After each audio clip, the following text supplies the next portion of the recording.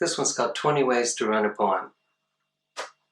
It's best to sneak up on the reader, change the meter, change the rhyme, change the tone, or change the subject. Try to do something unexpected, like confessing a crime or a secret perversion, even in a short poem. This one's called Standard Disclaimer. Please be advised that all characters appearing in this work are fictional. Any similarity to real people alive or dead, even you, is purely coincidental. The author wishes to assure the reader that he gives you nary a thought since his last work was released to the general public. In fact, the author never thinks of you, except when he smells someone wearing your perfume. He did think he heard you last week when he bumped into someone with the exact same laugh, but that's just the mind playing tricks on itself and has no real significance. The author wishes to assure his audience that he has abandoned the use of muses and relies on his own imagination for all the intrigue, conquest, and psychopathic machinations that appear in his stories, poems, and songs. He would appreciate your trust and confidence on this matter, and sincerely apologizes for any embarrassment or inconvenience he may have caused. This is called Unnaturally Out of Place. I could never be a poet of nature and place. I have no literary skills to describe how the ground gives way underfoot as you walk onto a bog unawares. I don't notice the cold-tits, kestrels, grouse, pheasants, or even curlews with their curling call. I know neither the names nor topographical features of Kinder Scout with its downfall, Mam Tor, Eccles Pike, or Warneth Low. I see a squirrel or two, but I never notice a shrew, fox, badger, or hare. I guess I now recognize Himalayan balsam, and it's imperative to know the dangerous giant hogweed, but I know nothing about bell heather, birchfoot, trefoil, black bryony, or bog bean. I'm not sure how people learn so many trivial details about their surroundings. As I walk through dells, pikes, and moors, I'm usually too lost in thought or distracted by unanchored anxiety to learn insignificant facts about my nondescript environs. This one is called Dance Ruse, and it's by William Carlos Williams, one of my favorite poets.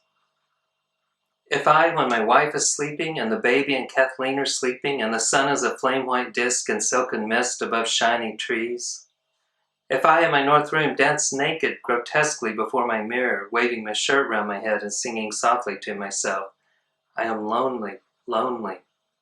I was born to be lonely. I am best so.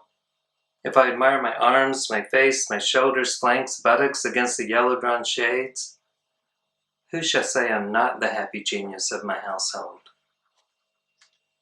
This is a poem called Schadenfreude. It's by a poet named Stephanie Brown. 12 a.m.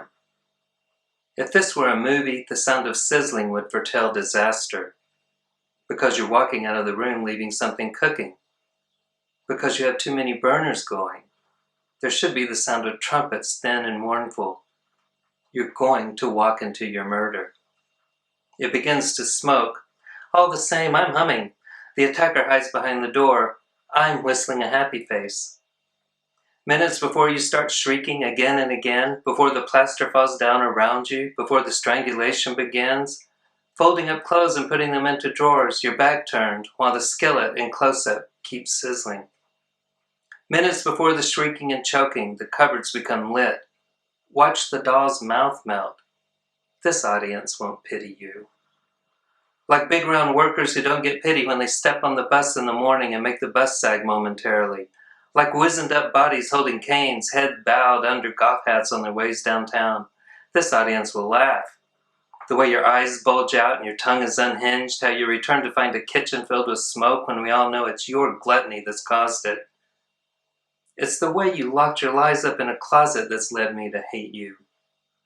So when your doom comes, a knife thuds into your back, let's say, or an arrow is shot into your ribs, or a razor is pulled across your face, or you trip on a roller skate near the open cellar stairs, or you walk into a sliding glass door, or you're hung from the shower curtain rod in a plastic white shower, or you're stabbed with pinking shears, or demoralized with an axe handle, or beaten down the spine with a rake, or forced to swallow some golf balls, or sliced at the waist and the wounds salted, or if you merely carpet burned your arm on the carpet.